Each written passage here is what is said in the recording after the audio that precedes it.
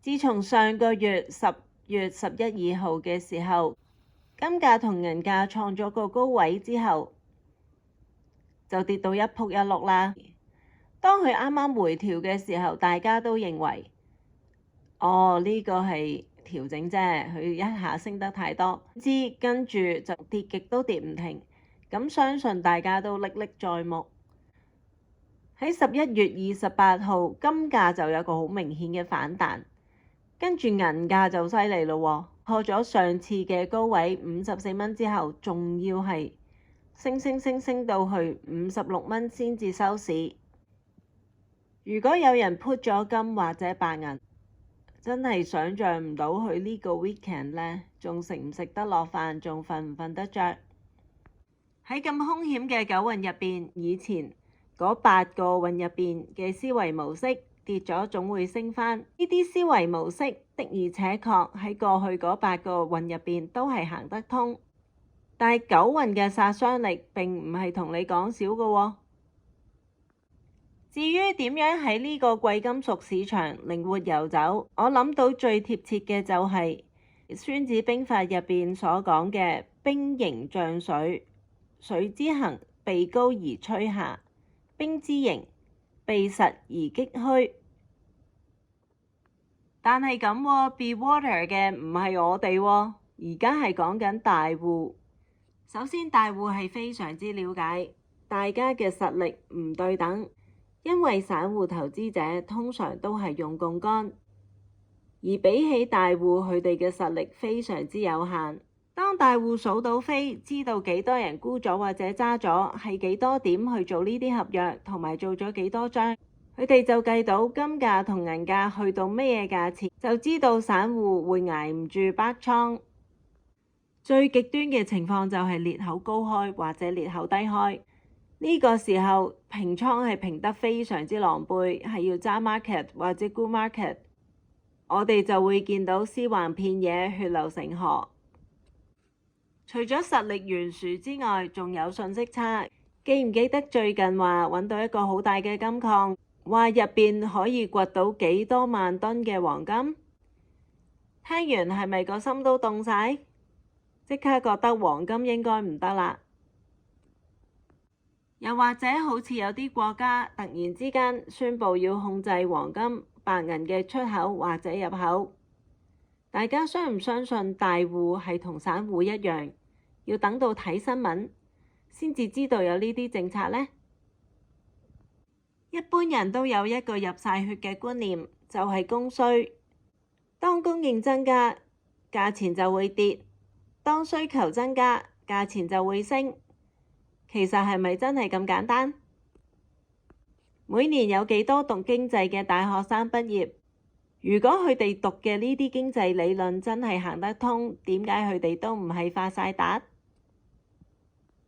經過10月11號嗰個史詩式嘅下跌，下跌再下跌，再反彈少少，再下跌之後，大家對黃金同埋白銀係咪好有戒心？呢個就係大戶想要你有嘅感覺。假設大戶係準備入大量嘅實金，而散戶又跟住入嘅話，大戶當然唔希望市面上有限流通嘅實金俾散戶買走。佢最清楚自己嘅弱點就係唔可以以一敵眾。大戶有嘅係實力，例如佢可以做好多淡倉，可以做好多拋空。佢好清楚佢要做嘅嘢就係令大家對貴金屬冇晒信心，覺得呢樣嘢係好大風險，係好似過山車咁。經過呢一輪嘅血洗，大戶已經成功擊退咗相當數量嘅散戶。但係咁喎，一見到黃金同埋白銀嘅反彈或者創咗新高，並唔代表佢會一路升，又或者呢個絕對係唔會輸嘅投資。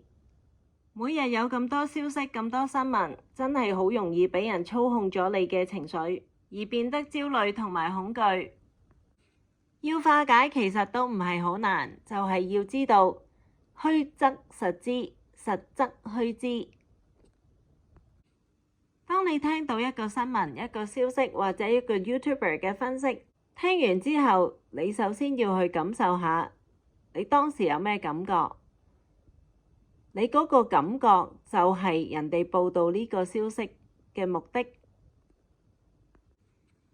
一般人用自己嘅真金白銀去投資或者投機，當然係非常之緊張，輸定贏。大戶好清楚，只要放一啲負面消息，呢一啲投資者就會好焦慮。相反，如果放一啲好消息，呢啲投資者就會好樂觀。當大戶操控你嘅情緒，佢哋就會操控你嘅反應。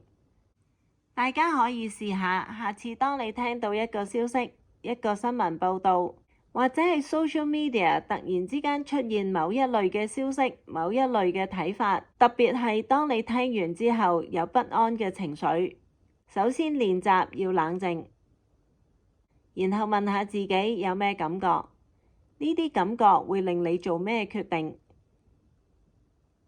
試想下，如果係你要去擾亂敵方嘅軍心，你去發放一啲假消息，混淆對方嘅視聽，你最驚係乜嘢？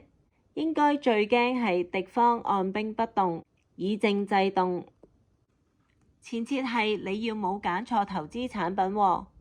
當你聽到人哋話比特幣估計會上到20萬，咁你就走去買。點解又有人咁好心提你？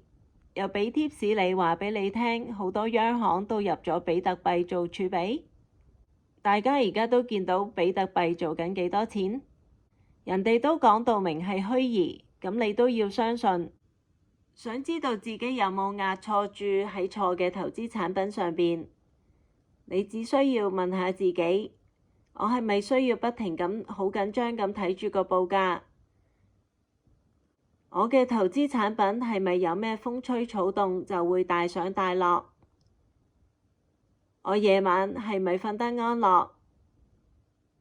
咁你就知道你自己有冇押錯注啦。呢個 video 嘅內容純粹係個人意見，並唔構成投資建議。喺作出投資決定之前，一定要明白你投資緊嘅係乜嘢，同埋自己承受風險嘅能力。希望你鍾意呢個 video。請你 like 呢個 video同 subscribe 我 channel，多謝。